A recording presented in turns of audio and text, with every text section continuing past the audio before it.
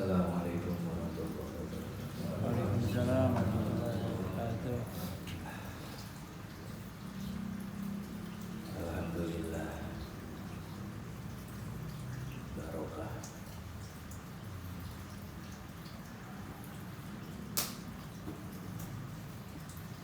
Jika Allah memberikan jalan kepada kita semua,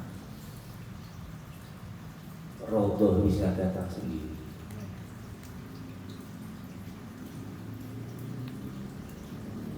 Dan kumpul bersama.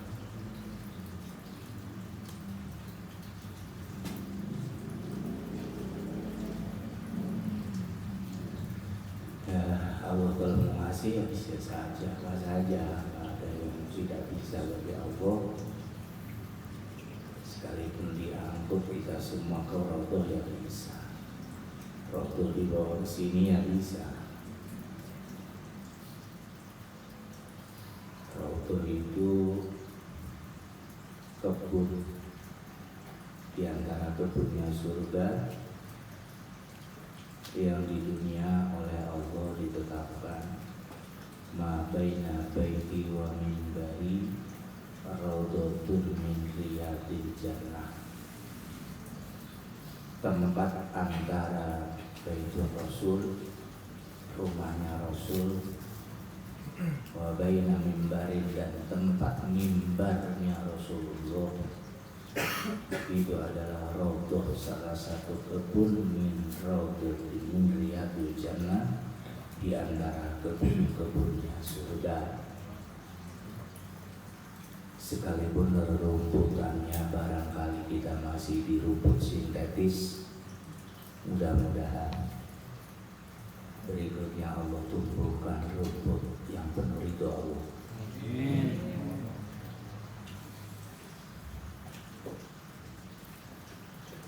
Alhamdulillah. Tadinya ya pengennya sih sendiri, ternyata baca maulid itu Masya Allah.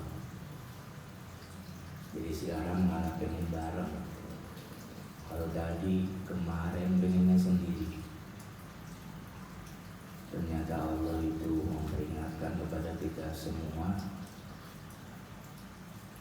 ketika kita diberi pengetahuan wajib menyampaikan. Itu sebatas itu sebenarnya, maka menyampaikan saja. Kalau tidak ada kewajiban kayak gitu, ente-ente gak ada yang penting bisa sebenarnya. Ente-ente itu gak ada yang penting, termasuk badan saya juga gak penting. Tapi ada sudut, ada perintah dari Allah untuk menyampaikan ilmunya Allah, dan Rasulullah mempertegas balighu anni walau ayat, sampaikanlah berita ilmunya Allah. Ninya itu akunya adalah ilmu yang Allah berikan kepada Rasulullah, walau ayatan, sekalipun sekelumit ilmu. Jadi sudah, yang penting menyampaikan saja. Tapi sayangnya menyampaikan itu tidak berhenti sampai sekali menyampaikan, harus terus-terusan gitu. Ya kita syukuri saja lah, sama apa lagi. Jadi alhamdulillah hamparan itu Allah telah bentangkan ya di tempat duduk kita. Mudah-mudahan Rasulullah senang karena kita itu dengan penuh ikhlas untuk meneladani sesuai dengan perintah Allah, untuk meneladani kekasihnya, supaya ikut kepada Rasul. Ya itulah, ini bahasa susah yang ngomong, tapi nggak diomongin malah tambah mentok, itu susah. Ya sudah, masya Allah, barokahnya Allah itu memberikan begitu banyaknya rahmat, begitu banyaknya fadlun kepada kita sekarang ini. Wajib kita syukuri, tidak perlu mencari-cari. Iya, biar Allah yang nyarikan. Kalau kita nyari nggak bakal nemu, namanya juga nyari. Makanya nggak usah nyari-nyari, laksanakan saja perintahnya, nanti juga Allah yang nyodorin. Contoh kayak kemarin dulu yang sederhana, nggak usah mikirin itu orang juga katanya kayak gitu, bagaimana ngurusnya, bayar pajaknya, bagaimana makannya, dan nggak usah dipikirin, lah banda-banda dia lagi dipikirin sama ente, ya kan keliru, nggak usah. Ya urusan dia, ya serahkan saja. Demikian pula dunia, itu urusannya Allah, kita nggak usah mikirin. Tapi kita melaksanakan apa yang menjadi perintahnya Allah, yaitu ya apakah itu usaha dan segala macam berbeda. Karena sekali lagi saya sering ingatkan bahwa ketika kita sudah bisa diberikan kekuatan oleh Allah, bisa berusaha apa saja yang tidak menjadi berbenturan dengan aturan agama, kemudian disandarkan kepada Allah semua itu, maka kamu sudah mendapatkan keberhasilan 50%. Ya, nggak perlu pakai nyari-nyari lagi, udah dikasih 50%. Kayak Rasulullah itu sejak kecil itu kan nggak ada yang berani memproklamirkan di tengah masyarakat. Nggak ada keluarganya, ibunya, kakeknya itu memproklamirkan kalau ini adalah bayi yang dicintai oleh Allah, sekalipun mereka sudah diberitahu, khususnya ibunya, Ibu Aminah. Sejak Nur Muhammad masuk ke rahim Ibu Aminah, itu Ibu Aminah setiap minggu, setiap bulan didatangi orang-orang soleh, yaitu para nabi dan para rasul, memberi kabar bahwa kamu sedang mengandung kekasihnya Allah, nabi yang terakhir. Sudah tahu. Abdul Muthalib diberi isyarat juga sama, tapi yang paling jelas diberi isyarat bahwa akan lahir atau kandungan itu sudah ada di dalam perutnya Ibu Aminah. Itu beliau, Ibu Aminah, Sayyidah Aminah sudah tahu. Tapi alhamdulillah nggak perlu pakai pengumuman. Akhirnya diumumkan bahwa telah lahir seorang bayi, yaitu namanya Muhammad, yang nanti adalah menjadi nabi dan rasul yang terakhir. Justru yang mengumumkan adalah orang Yahudi. Jadi kita terima kasih sama Yahudi, Nasara. Dengan sebab mereka kan akhirnya terekspos bahwa telah lahir seorang bayi namanya Muhammad, itu adalah nanti menjadi nabi yang terakhir. Itu adalah peristiwa di mana ada orang-orang Yahudi sudah meyakini, baik yang ada di Yahudi di Mekah maupun yang ada di Madinah, melihat gejala alam ini sudah lahir seorang kekasihnya Allah. Sehingga di antara tokoh-tokoh Yahudi itu berusaha mencari di mana ini tandanya sudah lahir, tapi di mana adanya. Kemudian terjadilah ada seorang Yahudi menelusuri untuk di daerah Mekah, di Madinah juga ditelusuri. Jangan dibilang Madinah sama dari rumah Mang Odi ke Setiadara, malu dekat jauh. Madinah Mekah itu 460 kilo.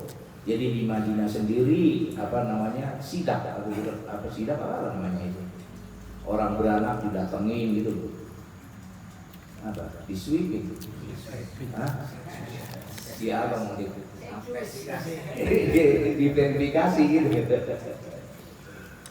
Jadi orang lahir yang pada saat itu mereka sudah yakin dengan gejala alam ini sudah lahir. Akhirnya di Mekah pun ada orang-orang Yahudi itu mensweeping orang yang baru lahir. Ditanya orang lahir, ada yang lahir nggak di situ pojokan sini, di kampung sini? Ada nggak ada? Begitu ada di sana. Pas itu ya itu di rumah Abdul Muthalib itu Siti Aminah, di rumahnya lahir. Kemudian orang Yahudi itu ngomong, beneran bayi ini lahir. Kalau bahasa kita terasa bagi dia itu orang Yahudi itu merasakan ada magnet. Kalau kita masih sinyal gitu ya. Ada frekuensi yang masuk di dalam pengertian Taurat Injilnya. Ini kalau lihat sinyal ini ada frekuensi di sini yang kuat.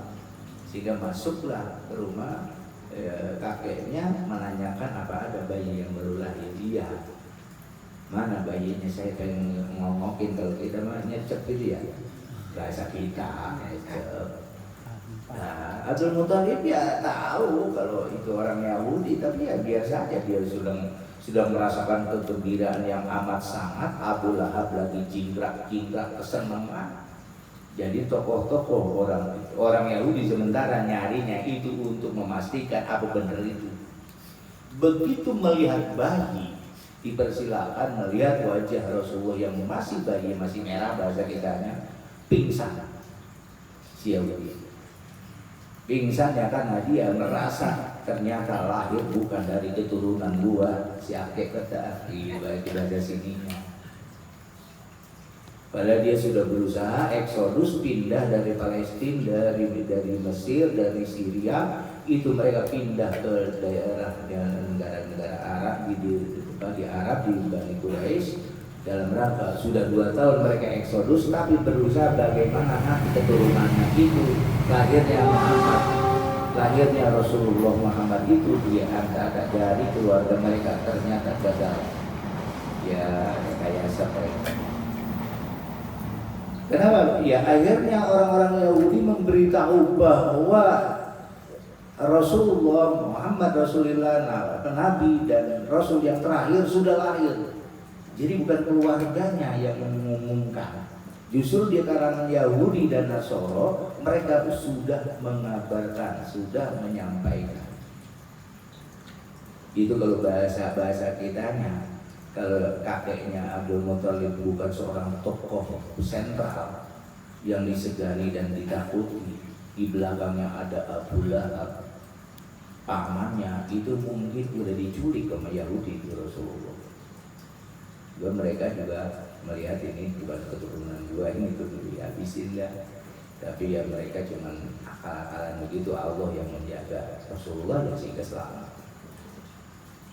Itu umpama Abdullah kakeknya Abdul Muthalib, kakeknya itu tidak menjadi tokoh masyarakat, Abu Thalib pamannya tokoh masyarakat dan disegani, semua keluarganya itu orang yang disegani, sehingga orang-orang Yahudi Nasoro enggak berani semena-mena. Terjagalah Rasulullah. Jadi yang mengumumkan secara masif bahwa Nabi dan Rasul terakhir itu sudah lahir justru mereka. Terus perjalanan pada saat Rasulullah itu umur 6 tahun sama diberitahu. Itu loh yang menggala kambing itu adalah orang istimewanya Allah. Mereka percaya itu. Tapi ya itu tidak ada kesempatan untuk bisa membunuh Rasulullah. Selalu dalam penjagaannya Allah. Itu yang mengumumkan begitu. Kemudian umur 12 tahun yang mengumumkan juga orang Abu Hurairah itu. Ya itu yang mengumumkan bahwa Nabi dan Rasul yang terakhir sudah lahir. Di kalangan Yahudi dan Nasoro itu ramai ketika Rasulullah umur 12 tahun. Dia bilang pada saat 9 tahun sudah sama. Jadi sebenarnya bukannya orang Islam, kan orang Islam belum ada waktu itu yang beragama seperti kita ini loh, pakai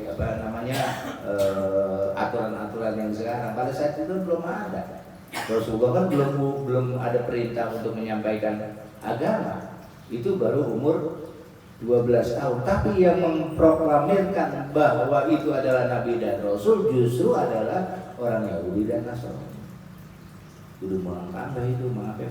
Lah, yang ngomongin dia. Sementara kita orang yang beragama Islam yang kayak model kita belum ada. Jadi barokah. Ya, begitu. Makanya Allah itu memberikan caranya Allah menyebarluaskan dulu ya antik itu. Bukan diumumkan oleh orang Indonesia, bukan. Tapi justru orangnya orang Yahudi dan Nasoro. Dan pada saat itu pun para keluarganya dari melihat dari sosok bayi Rasulullah itu sudah terjawab sebenarnya. Sudah terjawab bahwa itu adalah menjadi pimpinan, itu adalah tokoh yang akan memimpin. Cuma ya itu penyakit dikasih oleh Allah sombong, takabur, sehingga mereka banyak yang tidak percaya kepada Rasul sekalipun di hatinya yang paling dalam mereka percaya. Tapi ya itu tadi karena faktor gengsi. Masya Allah. Itu kalau dibayangin sama kita. Kalau bahasa Narotelor itu kayak di ujung tanduk itu Rasulullah itu loh. Adanya di tengah-tengah masyarakat penyembah berhala dan informasi orang Yahudi dan Nasoro sudah tahu bahwa itu adalah nanti ajaran yang disebut Al-Quran itu mereka sudah dapat informasi bahwa itu adalah Nabi yang terakhir. Sudah tahu bocoran itu sehingga sampailah pada suku Quraisy, sukunya Rasulullah. Kemudian mereka ketika Rasulullah belum ada perintah menyampaikan ajarannya dari Allah, ya pelajaran-pelajaran atau hukum-hukum dari Allah, mereka ya hormat kepada Rasulullah. Ya saking hormatnya itu sampai dimuliakan, sampai diberi julukan Rasulullah itu umur 35 tahun atau 25 ya ketika terjadi banjir bandang, kemudian Ka'bah itu roboh, dibangun lagi. Yang peristiwa kemudian menaruh Hajarul Aswad, hampir terjadi perang saudara. Kemudian dengan kebijakan Rasulullah sehingga mereka nurut semuanya dengan caranya Rasulullah. Itu kalau nggak salah 35 tahun. Itu kan belum ada penyebaran agama. Tapi mereka itu sudah tahu bahwa ini adalah tokoh masyarakat dan akan menjadi pemimpin. Ketika umur 35 tahun, 36, 37 ya mereka masih enjoy saja. Cuman udah rada mikir. Ini rasanya kalah pamor ini. Muhammad udah dijulukin sama orang-orang Quraisy itu Al-Amin, orang yang paling dipercaya. Waduh, ini kita udah pada mikir itu. Makanya begitu turun ayat perintah Allah ya ayyuhal muddathir qum fa'andir wa rabbaka fatahhir wa rabbaka gimana? Fakabir ya. Wa thiyabaka fatahhir. Begitu turun ayat itu Rasulullah sudah diperintah untuk cangcut tali wudu kata orang Jawa. Apa bahasanya orang Sunda itu sama ya?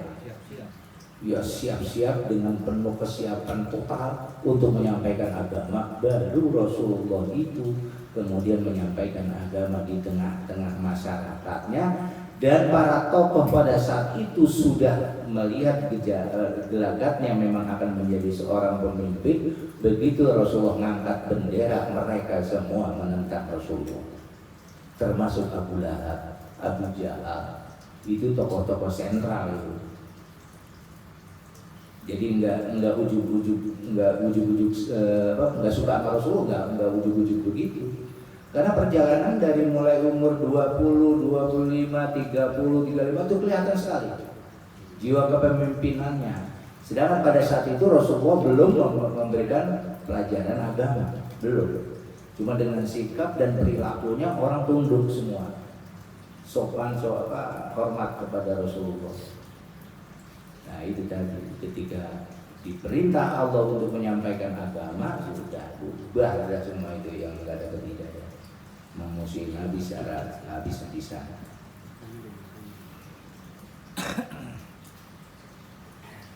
Jadi kita juga alhamdulillah di kita misalnya di Indonesia ini loh, banyak penerbangan Wahabi alhamdulillah, sehingga kita mempelajari agama secara utuh. Jadi lihat nggak positifnya aja, jangan ikut berantemnya. Antepin yang berantem, kita tinggal nyari untungnya. Dia kayak Romawi menang mengalahkan Persia, tapi yang bahagia kan orang Islam. Kenapa bahagia orang Islam? Sebab agama orang-orang Nasrani di Romawi itu beragamanya Nasrani. Mereka adalah agama Samawi kan, Nasrani itu bisa mengalahkan Persia, yang Persia itu tidak ada agama tidak ada kitab Samawinya. Sebab mereka tanpa ada ajaran dari langit bahasa kitanya. Ketika Romawi menang mengalahkan Persia, Islam itu waduh kalau kayak itu pesta pora karena menang tanpa perang. Makanya Belanda sampai sekarang itu nggak percaya Indonesia itu merdeka, nggak diakui. Orang merdekanya nemu, dia kan nemu. Gara-gara Jepang dibom oleh sekutu, oleh Amerika, begitu dibom letoy, baliklah dia ke rumahnya. Begitu dia balik, merdeka.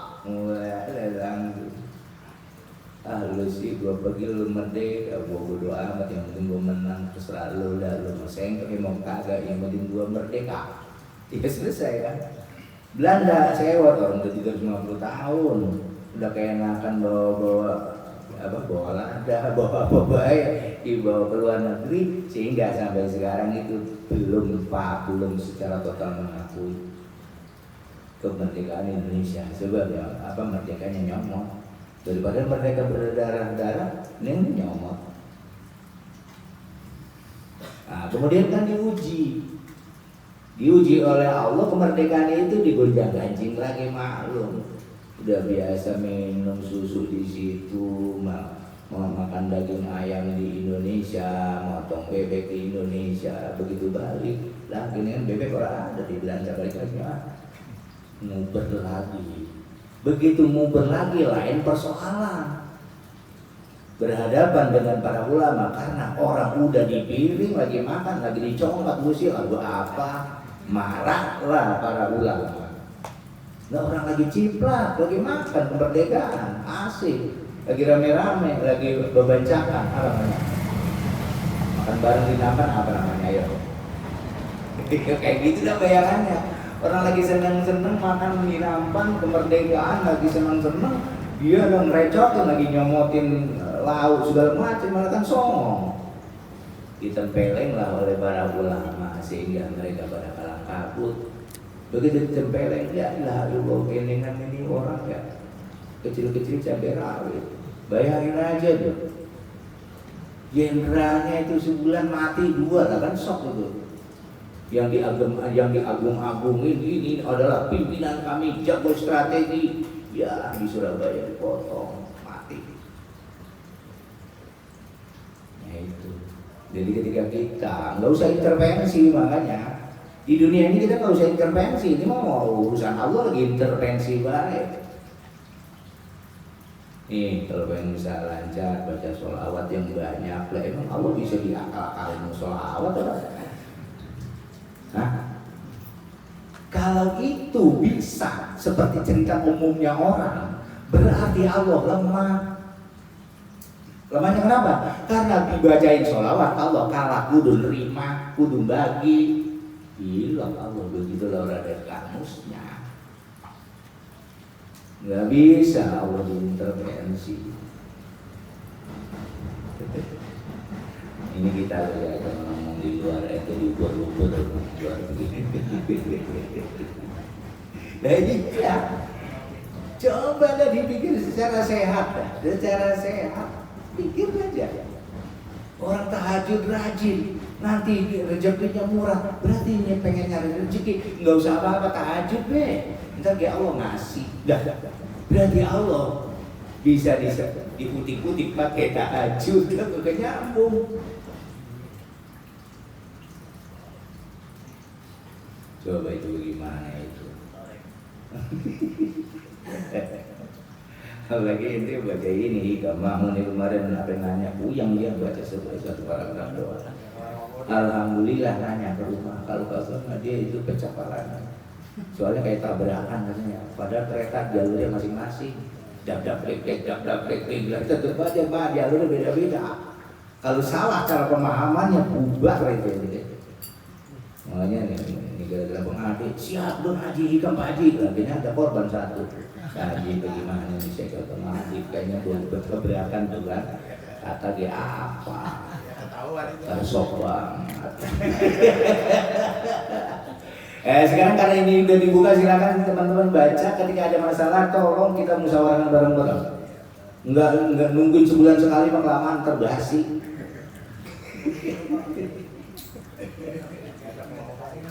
Iya. Ya bagus gitu. Coba kalau dipendem deh.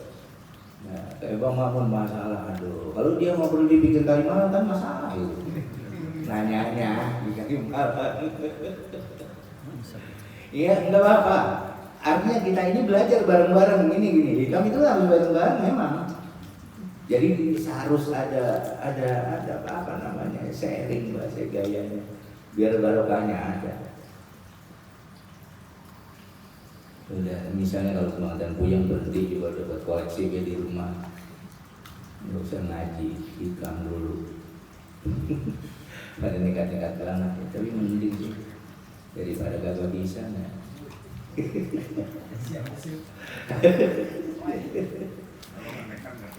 Jadi dia gitu. Ya abang burung ada itu ya, burung tuh yang suka dilihat di TV itu. Sayapnya belum dia santok, udah di situ diajarin terbang, tapi ya udah dipersiapkan mentalnya oleh Allah sehingga bisa. Nah ketika sudah belajar zikir nekat, baca aja lagi, besut ya besut, oke.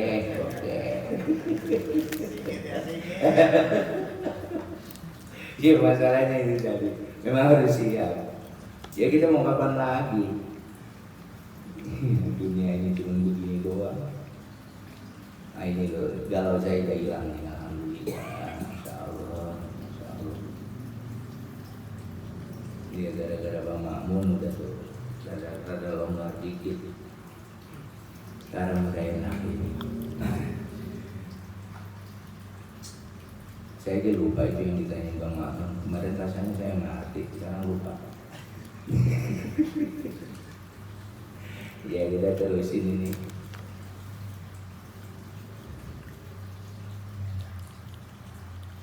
Wal maqalatu tsaniyatu wa salatun, maqalah yang ke-32 An Sufyan ats-Tsauri rahimahullahu annahu su'ila 'anil insi billahi ta'ala ma huwa. Sahabat Sufyan ats-Tsauri ini masa tabi'in. Beliau ini seorang ulama besar. Dan ulama besarnya pada sejaman dengan si Imam Syafi'i. Ini kalau melihat membaca istilah Syekh Sufyan ats-Tsauri itu pernah beliau itu kalau bahasa kitanya bukan stereo, perbedaan pendapat hukum antara Syekh Sufyan ats-Tsauri dengan Imam Syafi'i. Ya lucunya begini, sama-sama punya argumentasi dari hadis tentang masalah itu loh, kulit kambing kulit binatang yang ala dagingnya tapi mati. Jadi kan najis ya mati maksudnya nggak disembelih, najis. Kemudian kata Imam Syafi'i, kalau kulit yang dari binatang, dari bangkai binatang yang ala dagingnya tapi mati, itu berarti kan najis. Kata Imam Syafi'i, barang yang bangkai itu kulitnya tidak bisa diapa-apakan, nggak boleh disamak segala macam, pokoknya nggak boleh. Beliau Imam Syafi'i mengeluarkan pernyataan pernah Rasulullah kirim surat kepada sahabat yang bertugas di luar kota Madinah bahwa setelah surat ini sampai, kalian jangan pengurusin kulit bangkai apakah onta, apa sapi, apa kuda, apa kambing sama kulit-kulit itu. Nah itu sudah tidak perlu, jangan digunakan lagi. Kemudian Syekh Sufyan Ats-Tsauri mengeluarkan hadis Rasulullah, tapi hadis itu belakangan datangnya. Jadi tentang surat tadi. Jadi ada seorang diberi hadiah kambing, kalau nggak salah namanya Maimunah. Itu diberi kambing. Kemudian kambingnya, ini beliau seorang budak, diberi kambing, nggak lama itu kambing itu belum diapa-apain mati. Terus mau dikubur, Rasulullah lewat. Kenapa kalian mau kubur? Kenapa nggak dia manfaatkan kulitnya, disamakan boleh, tapi bukan dimakan loh ya. Disamak dipakai buat tempat air, buat sajadah segala macam boleh. Nah dari dua hadis ini Imam Sufyan Ats-Tsauri berpegang pada hadis yang baru yang belakangan, sementara Imam Syafi'i berpegang pada yang suratnya Rasulullah. Sudah, itu dipertemukan itu ya bahasa kitanya ya kayak ini, kayak Syekh Hadratus Syekh Kiai Hasyim Asy'ari dengan Syekh Kiai Mas Kumambang. Itu kan ribut juga itu masalah beduk. Itu masalah beduk pernah ribut dulu sampai mengeluarkan ya kalau polemiknya itu udah kayak apa namanya itu, pokoknya udah kagak akur pisan dah. Yang ini kuku, yang ini juga kuku, yang itu kuku. Sama seperti Sufyan Ats-Tsauri dengan Imam Syafi'i juga begitu, sama-sama kekeh terhadap karena punya dasar. Tapi akhirnya begitu perjalanan beberapa bulan kemudian Imam Syafi'i itu mikir, iya, benar juga itu ya. Jadi terpikir. Akhirnya Imam Syafi'i kemudian memberikan fatwa bahwa kulit tadi yang bangkai tadi, dagingnya halal aslinya, itu boleh dan suci, bisa digunakan dan dengan cara disamak. Disamak itu apa sih? Samak ya. Kalau kita pakai pahit-pahitan itu loh. Wah, segala macam dibersihin kulitnya. Apa namanya? Tukang kulit, mana tuh tukang kulit ya? Hilang lemak-lemaknya jadi kulit. Tapi jangan kemudian terus digoreng, tapi enggak, digoreng nggak boleh. Itu mah dimanfaatkan untuk sejadah, untuk wadah air, tapi jangan digoreng. Kalau coba bangkai mah dibeduk boleh, ya itu. Pokoknya nggak najis jadinya. Tapi nggak halal dimakannya. Tapi dipakai apa saja boleh. Gitu. Akhirnya lama-lama Imam Syafi'i melihat dari dua hadis tadi, tadi kan kirim surat karena daerahnya seperti ini. Sementara Rasulullah itu memberikan penjelasan itu karena untuk asas pemanfaatan. Oh iya. Akhirnya Imam Syafi'i ya kendor. Kendor itu maksudnya menyatakan diri ikut dengan pendapat sahabat Sufyan Ats-Tsauri, Imam Sufyan Ats-Tsauri. Dan sementara Imam Sufyan Ats-Tsauri sama mikirnya, iya juga kayaknya Syafi'i juga boleh juga ikut itu. jadi pulang balik ke sana. Akhirnya begitu ketemu ya salaman, ya sudah terserah mau pakai yang mana. Kalau saya mau ikut ente, ada Imam Syafi'i, saya juga ikut ente juga, tapi ya kalau ente ikut saya ya udah bareng dah. Akhirnya, jadi dulu para ulama itu bertentangan apa gegernya sejagat raya, tapi begitu ketemu mau bareng. Nggak kayak sekarang, gara-gara beda pemilihan lurah, sampai 2 tahun orang nanya. Sama peristiwa Hadratus Syekh itu. Syekh Kiai Hasyim Asy'ari itu tuh mengharamkan beduk itu. Kenapa? Karena tasyabuh, menyerupai orang-orang Nasrani dulu ketika dan para perdukunan kalau memanggil jin sama setan, atau ya orang Nasoro itu memberikan pengumuman segala macam menggunakan beduk tanda. Udah dilarang nih Hadratus Syekh. Untuk menghormati itu sama kan masih di Teguiran kagak ada beduknya. Pernah ada beduk dibikinin dibawain orang. Menghormati Hadratus Syekh, jangan di sini, pindahin ke masjid mana be gitu. Bukan haram itu, karena Kiai Hasyim Asy'ari nggak mau. Nah itu Kiai Mas Kumambang, daerah mana Mas? Daerahnya itu Mas, boleh? Tambah beras ya? Iya, daerah Tambak Beras ke utara, ya ujung Tambak Beras. Tambak Beras itu daerah Jombang ke utara. Itu beliau mengatakan nggak ada masalah, betul, gitu. Nah begitu dijelasin ya, soalnya di kita ada maling pakai beduk. Ada orang kerampokan ngasih masyarakat tahunya pakai beduk, pakai kentongan kan ya. Nah, zaman dulu juga di kita di sini sama, asal kentongan berapa kali nih? Kalau kentongan yang 7 kali, nah itu pakai tuh apa? Kalau kebakaran kentongannya berapa kali? Ada maling kentongannya berapa kali? Ya, ada itu isyarat masyarakat itu. Ya. Jadi kalau bahasanya, ya itu cuma memberitahu, itu bukan tanda sholat, memberitahu waktu sholat. Itu sudah masuk. Adapun panggilannya sholat itu adalah tetap adzan, cuma memberitahu. Kalau itu beduk nggak boleh, ya udahlah pakai bahasa yang dia nggak tasabuh, teriak-teriak lah ente lari-larian ke kampung, johor, kan capek itu. Itu baca cukup dengan beduk kamu kedengeran. Kata saya Mas Kumambang begitu, nggak ada hubungannya. Jadi nggak ada tasabuh di sana. Itu maka di sana mau berlakunya. Lah kalau di Indonesia mah apa orang beranak pakai beduk. Dia pakai kentong, pakai beduk. Ya, ada pun kemudian memberi tahu soal waktu masuk sholat itu pakai kentong, pakai beduk ya nggak masalah. Coba di Indonesia mah beda. Jadi, begitu perdebatan kayak begitu itu, ya sama-sama aja. Kalau ketemu ya senyum-senyum aja antara saya dengan Mas Kumambang. Nyata. Padahal kalau lihat perdebatan kitabnya ada loh itu. Dulu saya mengeluarkan kitab fatwa, kemudian Kiai Mas Kumambang juga mengeluarkan fatwa. Tapi begitu jadiin satu ya sudah. Akhirnya sekarang dituduhin masjid yang baru menggunakan pagar beduk, bukan masjid aslinya ya. Kalau masjid yang utama itu yang di depan itu nggak ada beduk. Tapi begitu yang di belakang karena gede masjidnya itu menggunakan pakai beduk, diameternya sampai 2 meter, udah gede banget ya. 2 meter dari setengahnya, saya dipulur, wah itu nyampe dari tiada dari sini, karena gede benar. Jadi perdebatan normal begitu. Jadi Syekh Sufyan Al-Thawri itu ditanya, bagaimana bisa menjadi bersikap hati kita bisa ramah kepada Allah.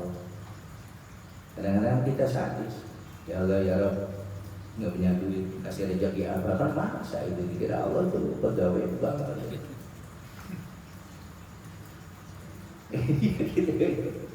Iya, jangan begitu. Kadang-kadang nggak bisa lemah lembut ya, ramah tamah kepada Allah penting. Kemudian kata Syekh Sufyan Al-Thawri, biar ramah kepada Allah, bisa lemah lembut kepada Allah. Kata beliau, Allah tasta'nisa bi kulli wajhin sabihin. Kamu jangan suka ramah kepada segala bentuk sobihin yang moncer, yang cemerlang, yang moncer. Jadi apa saja yang kelihatan wajah itu yang menarik, kamu jangan ramah kepada orang itu. Pada orang yang ramah sekali, kamu jangan tertarik.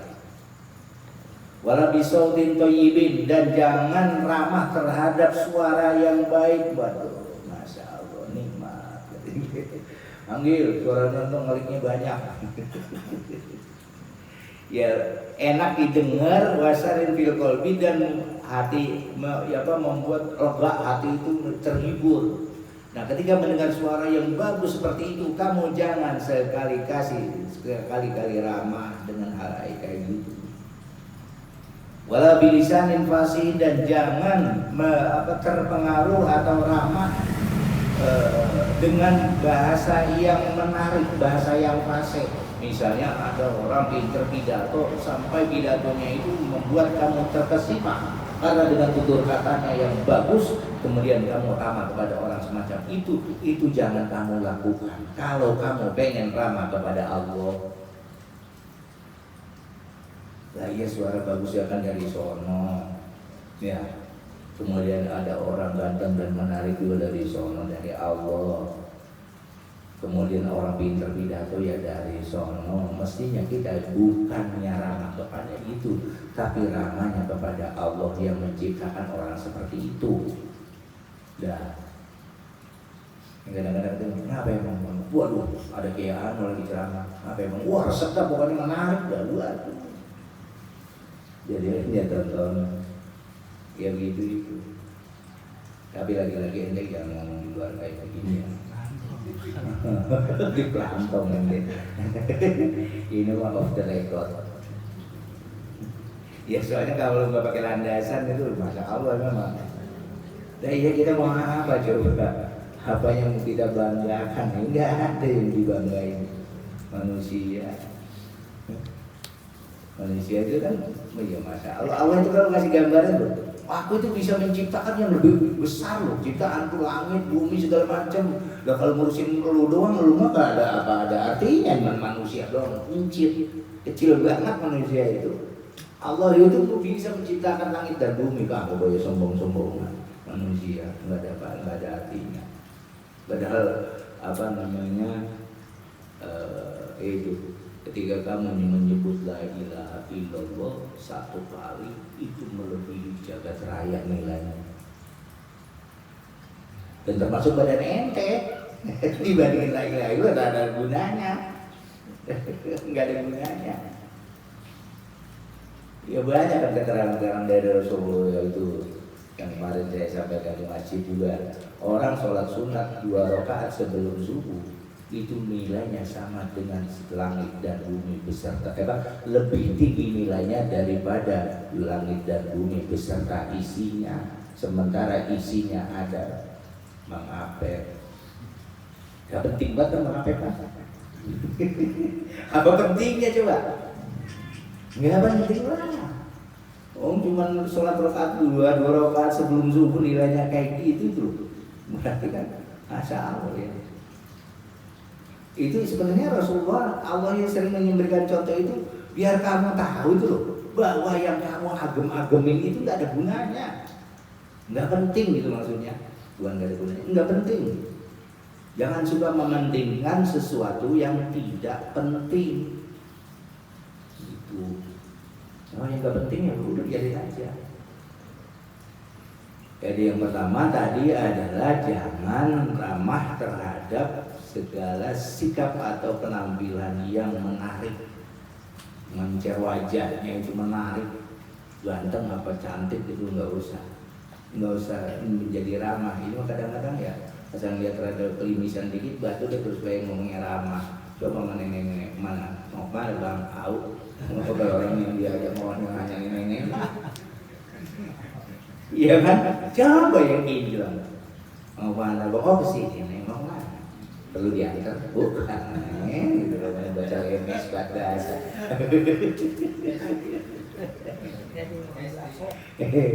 Jadi itu mengenali diri begitu aja. Coba dah kalau mau nenek gimana, terus sama orang dapat tuh gimana, masih muda. Coba. Ya saya nggak nanyain loh, ini kita ngukur diri kita sendiri gitu. Ngukur diri kita sendiri. Oh berarti gua masih cepet gitu nanti jawabannya. Nah ini tanya tuh orang itu tukang dagang, maksudnya waduh semua. Tadi sabar nenek ada naon. Sabar hiji, kan giginya terus nyengir we kelihatan. Sabar hiji siapa? Kan masalah itu. Ya itu makanya kita harus kenal diri kita sendiri. Ya udah terpengaruh gitu. Dengan wajah yang menarik, dengan suara yang baik, yang suaranya enak didengarnya. Enggak usah kamu kemudian menjadi ramah, lemah lembut kepada orang yang begitu suara tadi. Dengan orang yang pintar pidato, enggak usah, biasa saja. Nah kalau pengen ramah kepada Allah itu harus ditinggalkan 3 itu.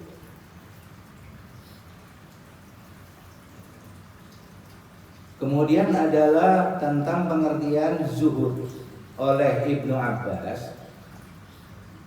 Itu dari sahabat Ibnu Abbas radhiyallahu anhu annahu qala az-zuhdu thalathatu ahrufin. Zuhud itu 3 huruf. Yaitu apa? Zuhud, zai, ha, dan dal.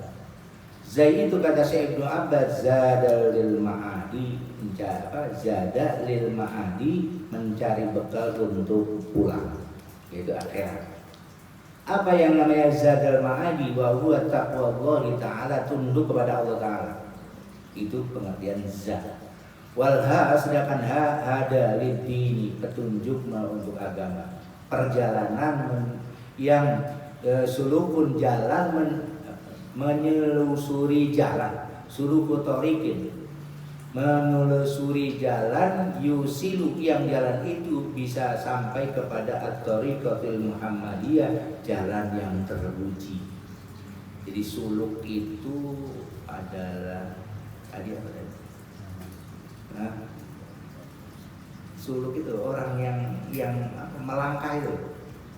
Suluk itu melangkah jalan, yang jalan itu sampai kepada yang terpuji, jalan yang terpuji, maksudnya jalan ridhonya Allah. Wadalu dawamun ala ta'ati, sedangkan dal dari kata zuhdun, dalnya itu adalah dawamun ala ta'ah, yang terus menerus di atas taat, tunduk patuh.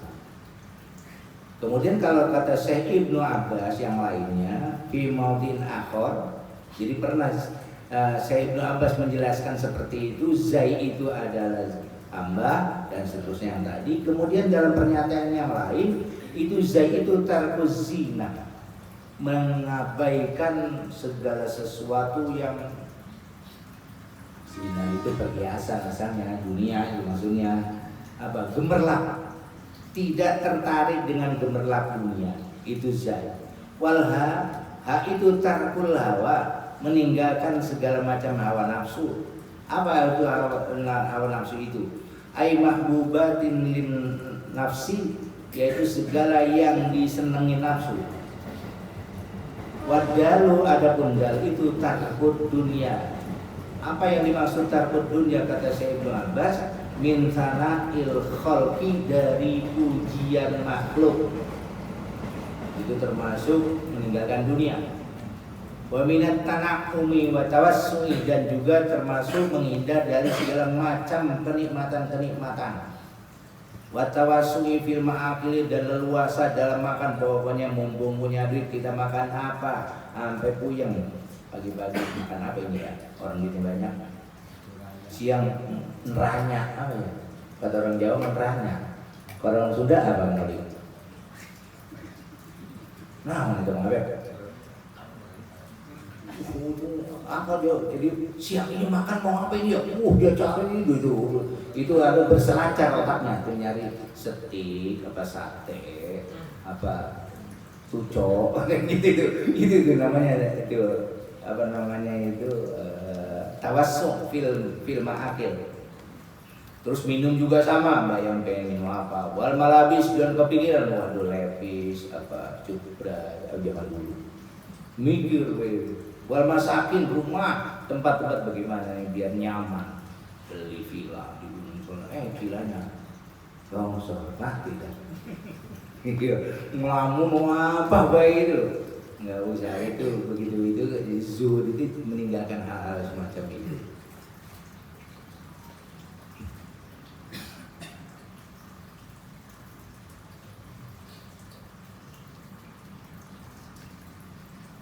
Kemudian makalah yang berikutnya adalah dari Syekh Hamid Al-Laqaf rahimahullah. Termasuk ini Syekh Hamid Al-Laqaf ini dalam sejarah belum kelihatan. Ini masanya. Yang jelas Imam Nawawi mengambil makalah ini dari Syekh Hamid Al-Laqaf. Saya pribadi maksudnya sejarahnya seperti apa. Kalau saya apa namanya, kalau yang tadi kan sudah jelas itu. Kemudian Ibnu Abbas itu adalah sepupunya Rasulullah. Syekh Hamid Al-Laqaf itu pernah didatangi oleh seseorang. Kemudian orang itu bertanya, "Ausini ai bima yanfa'uni fiddin." Wahai Syekh Hamid, tolong berikan saya sesuatu pelajaran yang memberikan manfaat dalam agama, buat memberikan aku manfaat saya dalam beragama. Faqala jawab Syekh Hamid Al-Laqaf, ij'al li dinika gulafan ka gulafi suhuf. Jadikanlah agamamu, agama yang kamu pegang itu gulafan, buatkanlah agama yang kamu percaya itu gulafan, bungkus. Kagulafi suhufi, seperti bungkusnya buku, berarti apa? Cover ya? Ya, sampul. Ya. Jadikanlah agamamu itu, buatkanlah untuk agamamu itu sebagai jadikan bungkus, dari bikinin bungkus. Yang dimaksud bungkus itu wa ma yasunu walidanasi, yaitu sesuatu yang bisa menjaga dari debu dan kotoran. Kila lalu, kemudian Syekh Hamid Al-Laqaf ditanya, ma gulafuddin, apa yang dimaksud dengan covernya agama, bungkusnya agama? Fasyari'atu min haitsu innaha tuta'u tusamma dina. Sebab syariat kalau dilihat dari perlu harus diikuti, maka syariat itu dinamakan agama. Wa min haitsu innaha tujma'u, dan ketika syariat itu dilihat dari sisi tujma'u, dikumpulkan, tusamma millatan, maka syariat itu disebut millah, yang harus diikuti aturan-aturan agama. Wa min haitsu innaha yurja'u ila tusamma madzhaban, dan ketika syariat-syariat itu dilihat dari dilihat dari sudut syariat itu sendiri, tusamma madzhaban, dinamakan madzhab.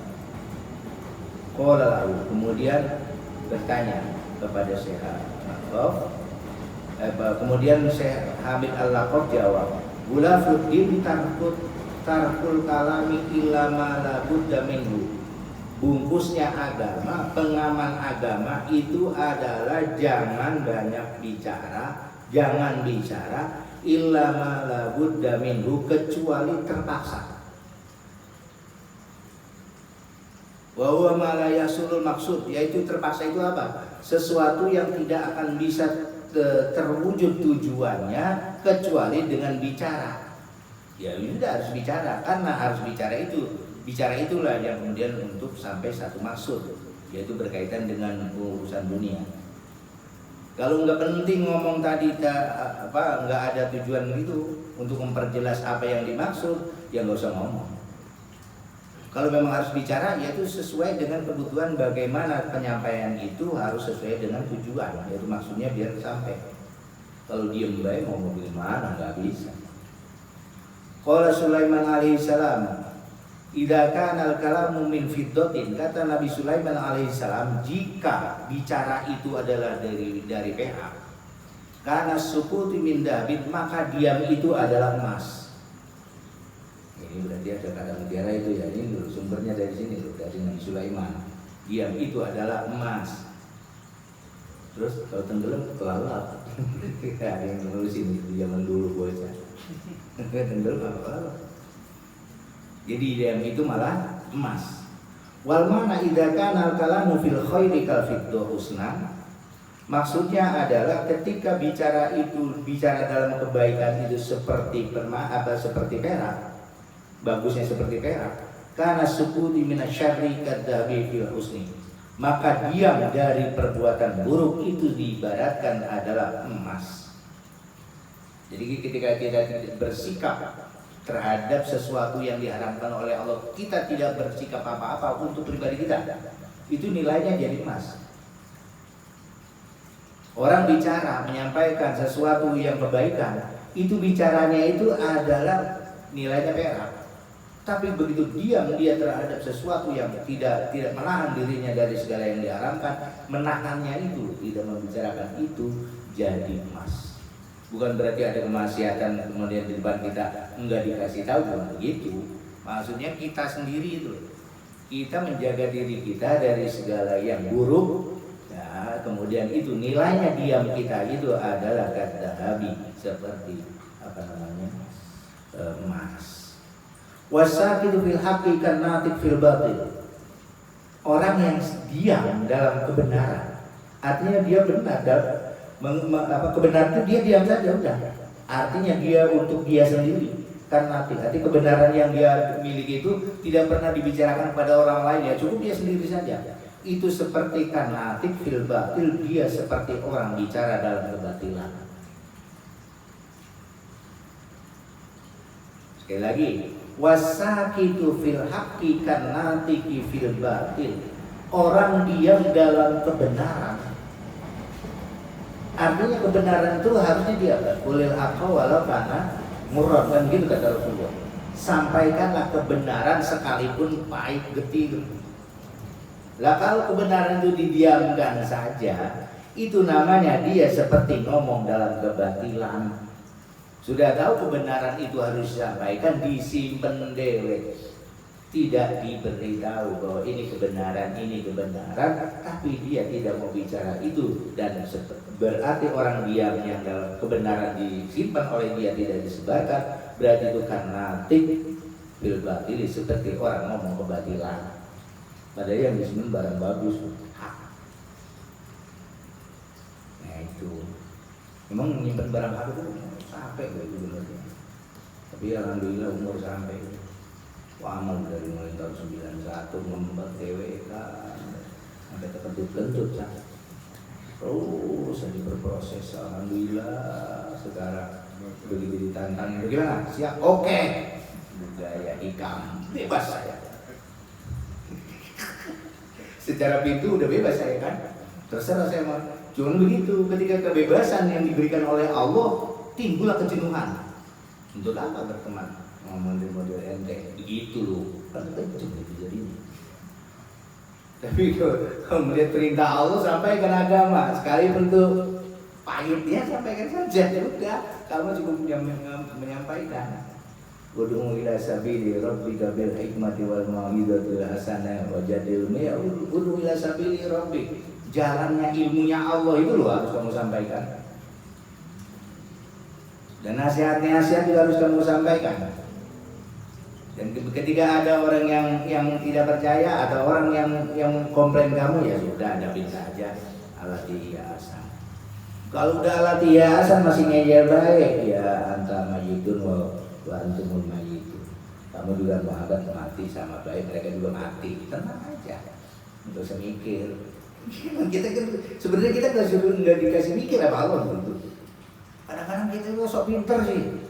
Yang nggak perlu jadi dipikirin dewe. Itu kan sok pintar. Itu. Ya, tapi bagus loh ada banyak orang sok pintar. Kita nggak perlu mikir. Coba. Kadang-kadang kita lucu juga tuh. Menteri apa misalnya yang krusial. Ya semuanya penting ya. Ya misalnya Menteri Pertanian atau Menteri Ketahanan Pangan gitu ya. Pertanian kan itu ya. Ketahanan pangan.